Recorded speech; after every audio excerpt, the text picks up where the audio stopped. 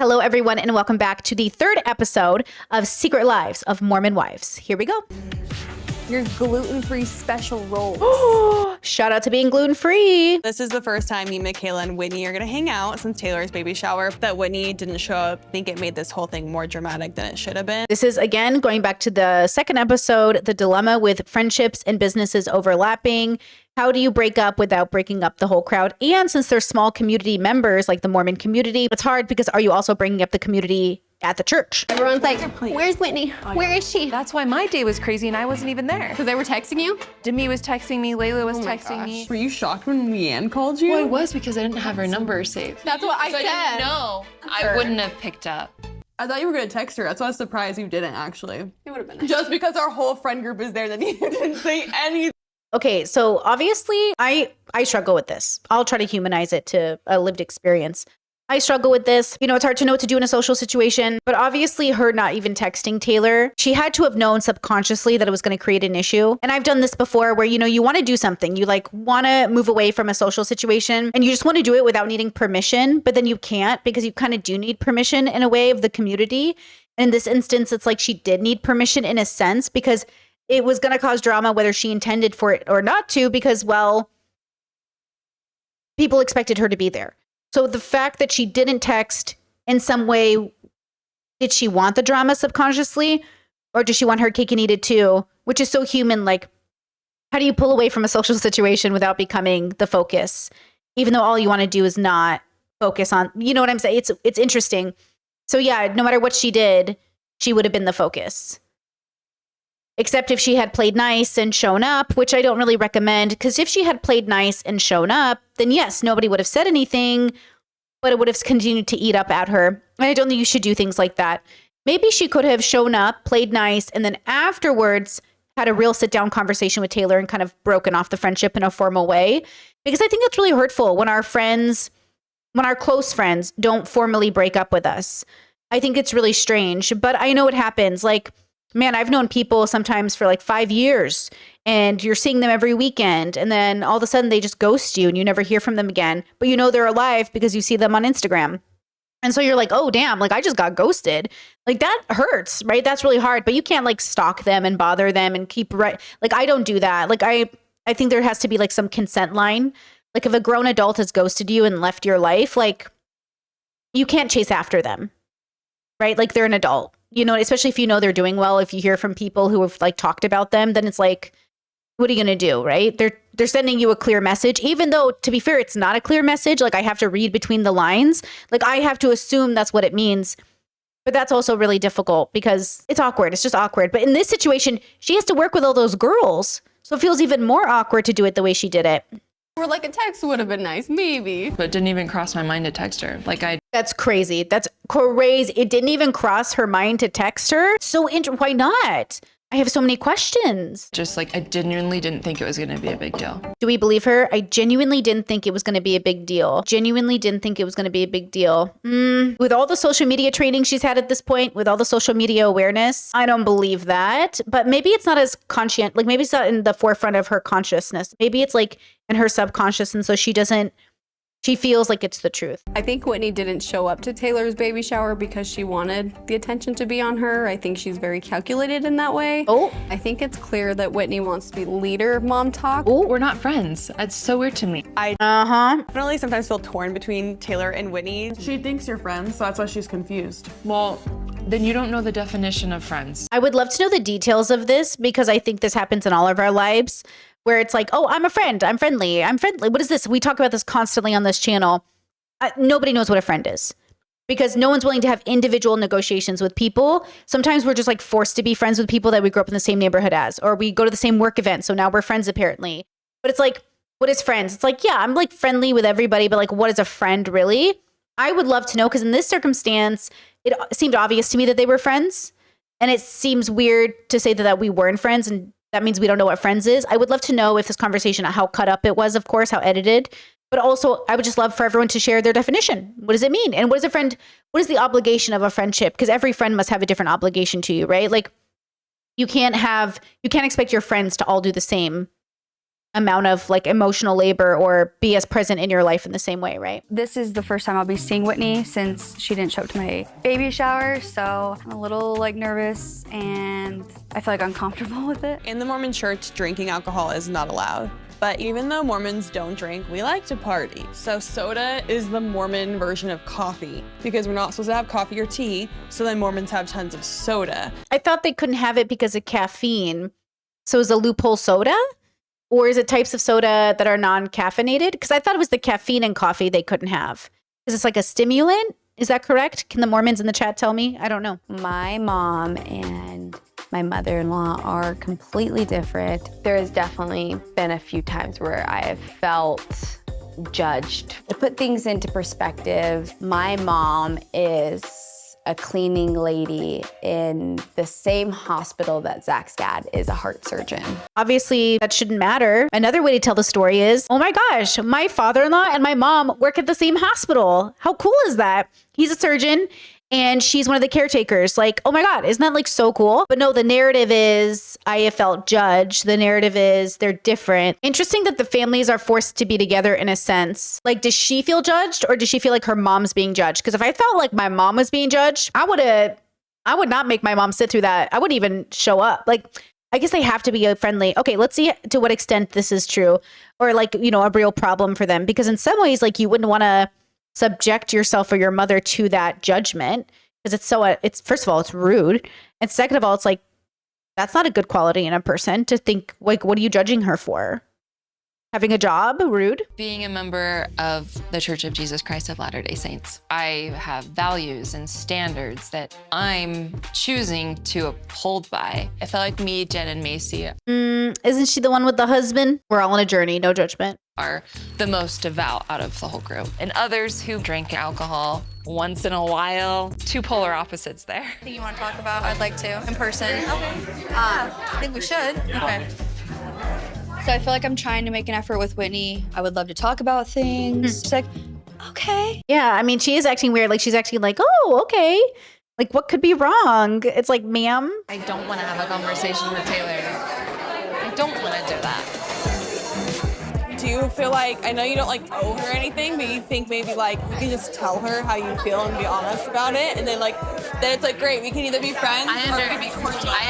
No, I get that. And I did think about that. Then I also remembered all of the times that I was vulnerable. Yeah, this was the first episode we watched, I think.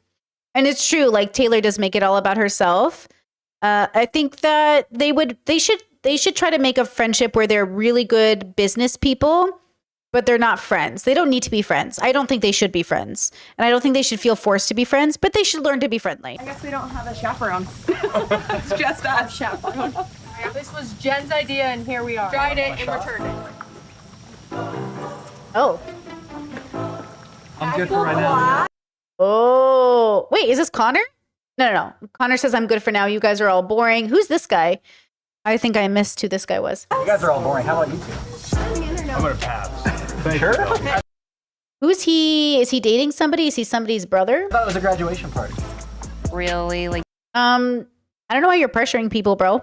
you know that this is an LDS family. You know the rules. This is revelation given to Joseph Smith.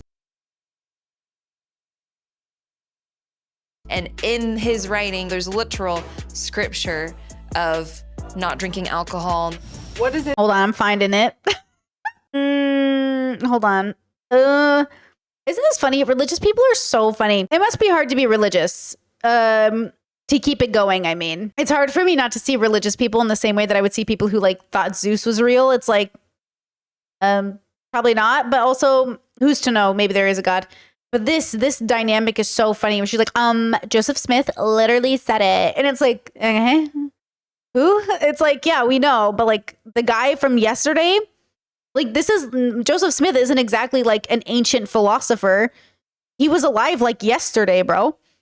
So it's kind of crazy that like you're sitting here following such a modern person in a sense. Like you would think that modern religions wouldn't exist, but they exist all the time.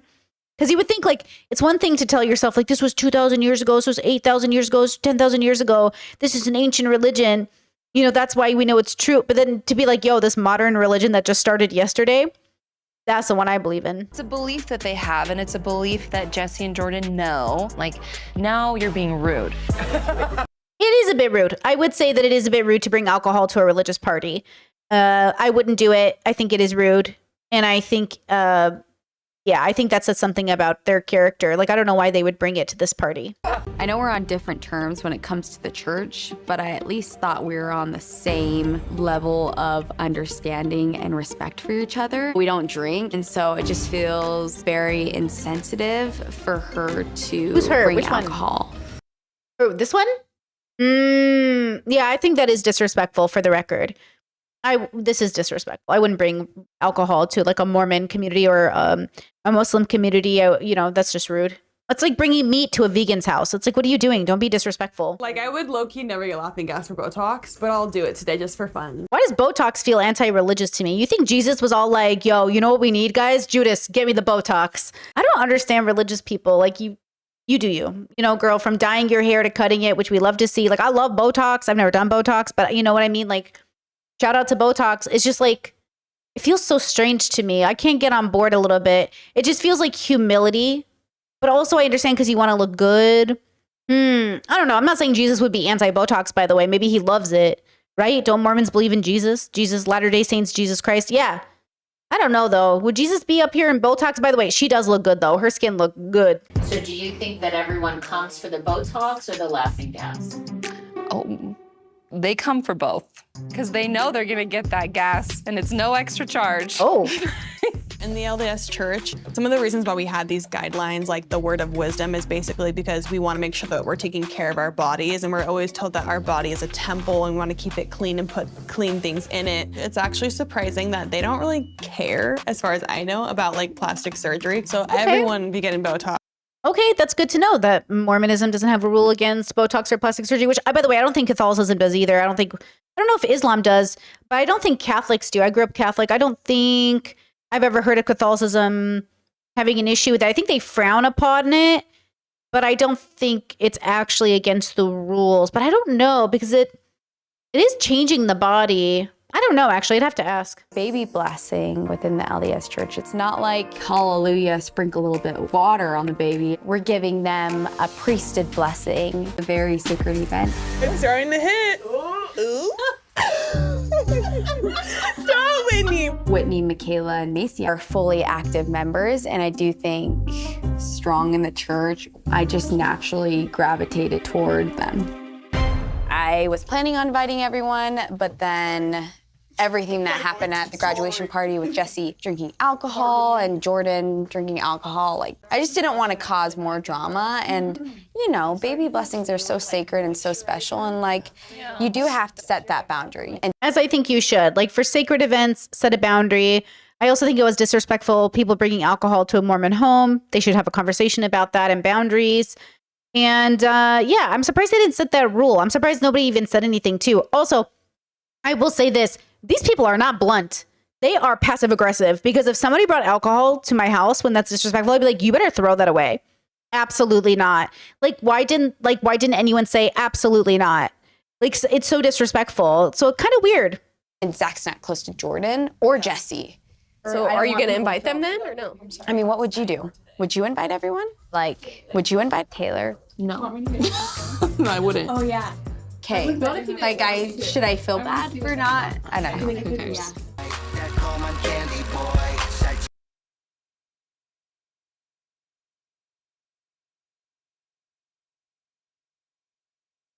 That sounds 1994 and 1977.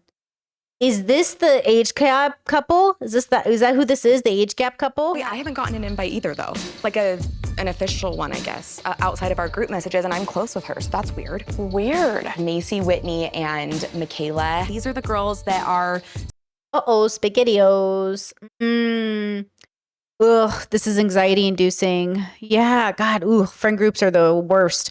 Love a healthy friend group, but it's really hard because there's so many personalities, so many couples, so many different value systems. It's really hard to know. This is why, by the way, since I have like pretty diverse people in my life, I try to just balance it out with like inviting the right people to the right parties. And then everyone kind of has to accept it, because if you think you're going to be invited to every single party, like, you can't have very diverse friend groups and be doing that. You do have to keep people together in a specific way, but this one must feel more hurtful because they're all Mormon technically. But yeah, it's hard. Ooh, this is uncomfortable. Super active in the church, and I think that this group is the Saints, and I kind of feel like Jen's their new recruit. They're like feeling her out, seeing if they're gonna let her in the group. It's kind of like the Plastics or the Mean Girls in a sense. Because it's like you get invited to sit with them, you're lucky, but if you don't, you're kind of exiled. I think we said that like episode 1. They're kind of like Mormon Mean Girls. I feel so uncomfortable because I'm like, we know it's coming up. Yeah. Because you already told us the date and time. Yeah. You guys, I have Luca's baby blessing. I don't know where you're at with the church, but I would love if you guys could be there. I'm going to be doing it at my Wait a second.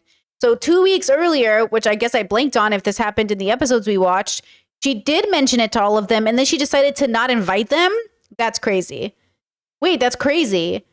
And then she's not going to tell them that she disinvited them? In-laws. Okay. So fun. Yeah. But should we just call her and just like ask? That's crazy. Let's just clear the air. Yeah. It's sad that we have to do this, though. Like, you should be calling us. No, seriously. Hello. Hello.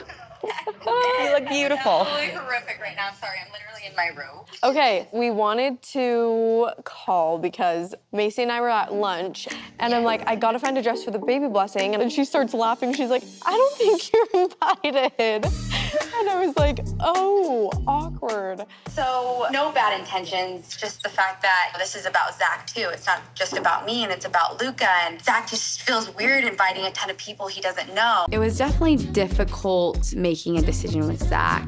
We only felt like we should invite those we felt closest to. They aren't living as faithful as me. It didn't make sense for me to invite them to such a sacred event. Social dynamics and religious bubbles are difficult and interesting. Who do you? Yeah, you. I kind of agree with their logic, but I do think like all these people have a really bad communication style. They are so bad at communicating. It's really most of their problems, this community of people, right? I don't know. I just feel like I'm in a really tough situation. It feels like she is kind of like not lying, but just say it. Just say, hey, I really love you guys. You are my friends. I need people as close and as aggressively into the church as we are to be at the sacred event. And given the last few weeks, I've just felt like this is the best for our family. I know you'll understand because you know the faith is so important to us. And out of respect for our faith, we'd really like to keep the party small. And just, you know, separately say like, hey, drinking at my house or at my parties are not okay. The way you are having a relationship with your religion is so valid, but it isn't a part of my narrative. I think there's a way to have the conversation, maybe not that aggressive because I'm so blunt, you know, or I'm aggressive with the way that I speak.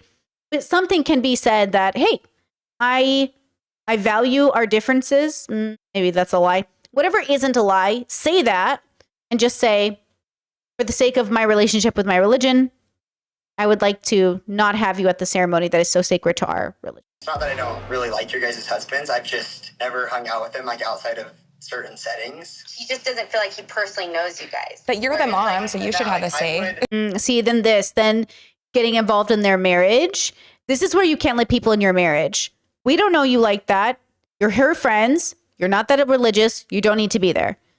Right? But if your friends find that offensive, then I think that's the problem. You know, we have godfathers and godmothers in Catholicism, but like most of our siblings, like not most, maybe most. I don't know. There's 10 of us. A lot of us aren't Catholic. We don't practice. Okay. We're like secularists. We're atheists. We're agnostic. Like we're not very in the religion. So it wouldn't make sense for one of us to be picked to be the godmother or godparent of our nieces and nephews. I'm not offended about that. Why would you pick me? Like, you're supposed, like when you pick a godparent, they're supposed to be an example of the religion. And I'm literally the opposite. You know what I mean? Like I don't believe in religion. So it's one of those things where it wouldn't make sense to pick me. It feels like maybe because they're all halfway into the church, it feels like offensive that, what, you don't think I'm good enough? But then Taylor was self-aware. Taylor said she wouldn't want the babe or wouldn't want to be married in the temple because she knows she's not following the rules. So maybe Taylor is more self-aware than anyone gives her credit for in that sense. And maybe these girls aren't self-aware enough to know, like, you can't be drinking alcohol and be expected to be like seen as pious, I suppose. I don't know what the word is. In my opinion, in a marriage situation, it's not always about we are both completely united. We're both completely on the same page. Red flag. But also kind of like, we get it, bro. But like at the same time, when it comes to things like this, like you should be on the same page. And also people should understand it. The fact that they're like getting into her marriage is annoying to me, disrespectful. You know, and so to me, it is a little confusing because that's not how I operate.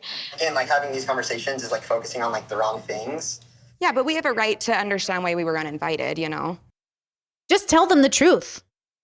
This is what I'm saying. It feels like they're lying. Just tell them the truth. But at the same time, it's not your guys' baby blessing. But we were invited. We had it on our schedules. We were gonna come. Never put a date on the group message. No, I have a date. No. That's the video we just saw where she talked about the event. Like, girl. You did. No, you did. You gave a date and time. Yeah, we have it on our calendars. You guys, Luca's baby blessing. I would love if you guys could be there. Should have been better at communicating with Zach. Like, no, I really did like send a date and everything. I don't want to focus on anything but Luca and his baby blessing. I think it could have been solved with communication, though, is what we're saying. True. Yeah. 100%. Yeah. Yeah. Okay, that's true. I think communication is really the problem here. I do think with your situation, I think that Zach is really upset at Jordan. 100%, yeah. And it's hard because it's like, as much as you guys are two individuals, you guys come as a couple. But then why you? Didn't she also drink, though? Jordan might have brought the vodka, but didn't she drink it? So, like, you know what I mean? Is that, or is this different? Are these two, am I mixing up the girls again? I would say that Jen and Zach are definitely the most active Mormons in the group, and it makes me question if we're not invited because we're not good enough Mormons. Hello? See? Just communicate that. Just say, like, you're not as devout. I'm frustrated. I'm frustrated for them. It sucks when people come to you and they create all these reasons why such and such happened. Like, you're on tape. They're going to watch these episodes back. Why do people lie when there's a camera in front of their face? It's like we can go back and look at the recording. Tonight, I am hosting a Galentine's party at my house. I've invited some of my close family and friends, as well as all of Mom Talk, I believe in including everyone, and I don't want anyone to feel alone. That's a nice gesture. She is so pretty. Demi's so pretty. But this is the age gap relationship, yeah? He's 42. Girls only, no men invited. Come as you are. I feel like it's not discussed enough, especially in the Mormon culture, how important it is to be in touch with your feminine sensuality. Being a progressive Mormon, I always feel like, you know, life is a construct. And if you can deconstruct religion to an extent and live in as a progressive Mormon, I feel like you might as well just get rid of the religion altogether. Like, it's made up. If it's made up enough that you're able to modernize it, that it's not real and you should do something else. Like, can you imagine just not starting from scratch in a way?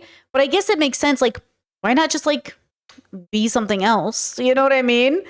Like, a progressive Mormon is such a, it's like an oxymoron a bit. I am here to shake things up. Did you hear when she said she was a 9 out of 10 in the Mormon No, scale? Michaela told me that.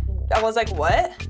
A Mormon scale. Ooh, I love a scale. I'd still consider myself a solid 9 out of 10 at the Mormon scale. You're joking. I can fully see your nipple right now. Oh my God, stop. I can fully see your nipple right now. Is so funny. That's so funny. Ooh, okay. I mean, if she thinks that that's great. Definitely not after the fruity cereal incident.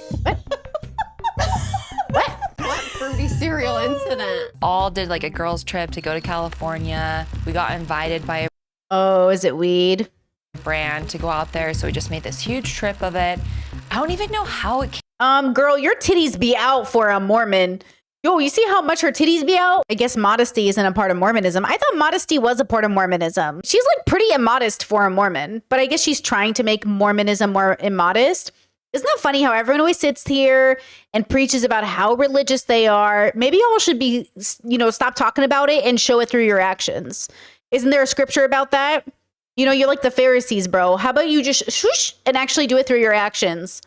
Because right now, you immodest AF, bro. I don't even know how it came up, but then Demi started sharing this crazy story involving Brett, her husband. Oh yeah, hold on. This whole controversy started with them all being swingers or whatever. What are we talking about? What are we talking about? Macy was like, absolutely not. That did not happen. like kind of like egging Demi on, and she was like, I'm gonna prove it to you. Demi calls Brett and they have that intimate conversation. Brett doesn't know that we're all listening. Yeah, I've never heard it. Yo, these people do not have boundaries. They do not communicate, and they're pretty morally bankrupt, bro. I am not seeing any consistent values. I am not seeing anyone, exhibiting any sort of religious piety, modesty, just nothing. Everyone feels very gluttonous in this group, huh? Yeah, yo, you ever hear about gluttony? It's a sin, bro. They feel very gluttonous. So interesting. Wow. Wow, what an interesting bubble. And I was sitting there like mouth to the ground. I was like, there's no way. I can't believe she would share like an intimate conversation like that and her husband didn't know other people were listening. That's such a consent violation. I am appalled. Well, I guess at least they censored it for the show. Oh, goodness. Have you ever done anything like that? No, I don't think I'm that wild. I just want to see. Let me use you. Okay, you lay down. You lay down. You're gonna enact this. Why? How do you guys know No, she said he was laying down. Okay, first of all, I don't know why any of you are sex shaming anybody. Like, what's with the shame, bro? You're so religious. Also, that's it? She sat on his face? She sat on his face. Is that the controversy? Was there cereal in her coochie? She dropped it into his mouth? Because that would have been more interesting. But like, she sat on his face? That cannot be it. Please tell me that is not it. Can I say? The fruity cereal has to do with taste. It's like, no. Stop it right now. You did not. I asked her, I said, do you want me to bring anything? She said no. I was like, I'll bring you something. Whitney's a mean girl. This is mean girl activity. I don't treat people this way. I don't think you should treat people this way. I don't like it. She feels like a mean girl for sure. I don't think you should treat people this way for real. The only three people that are coming are Macy, Michaela, and Whitney and their husbands because Zach knows. It's because we're the sinners. That's what I said. Oh my gosh. Oh no. You guys, I promise. Don't lie. Oh my God. I'm so frustrated with people. People are so frustrating. Don't lie. Just say it with your full chest. Say it with your full chest. Oh my God. That's a little hypocritical, of the members to be like, oh, you're doing that, you shouldn't come. It's like, no, that's what it's there for, is to go the sinners. It's not for the saints. Demi, I have a gift for you though, just for you. What? Just for you. Just for me? Well, it's like a party favor gift. You should open it right now. That's so nice. Take a seat, Queen. Thank you. Is she trying to humiliate her in front of everybody? It's funny, it's an inside joke, but if you do it in front of everybody, then it's just humiliating, right? And the fact that she told her personal intimate story on a show that would be televised, now I know. Why do I know this about this woman and her husband? Oh. Shut up. Oh my gosh. Wait, I don't get it. Okay, I know what you're talking about now. I'm dead. So dumb. He hates it. I didn't send out 80 texts talking about the intention behind the night. That's fine. It's fine, Whit. I laid out the intention clear as day to all of the girls that this was not a trashy bachelorette party. This specific thing that she was trying to make light of and make a joke was... Okay, Whitney, you're not funny. You see her? Look at this girl. Was something that was completely intimate and off the table that was between Brett and I. We swore to each other we would never tell a soul about that. Okay, first of all, girl, how would your girlfriends even know what happened if you didn't tell them? I just think it's below the belt. She's mad at you. I'm mad at all of you.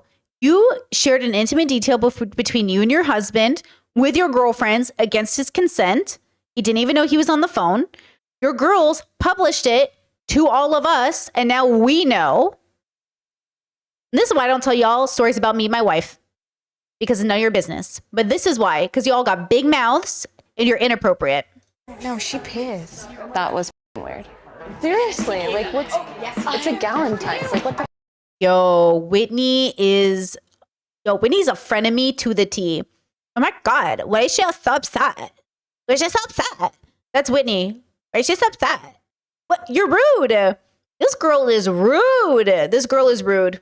In the time I've known Whitney, she is one to stir up drama, and Whitney pulling the prank, I feel like it is very hypocritical because she wants to create this safe space with mom talk. We need this. We need this community, and I want us.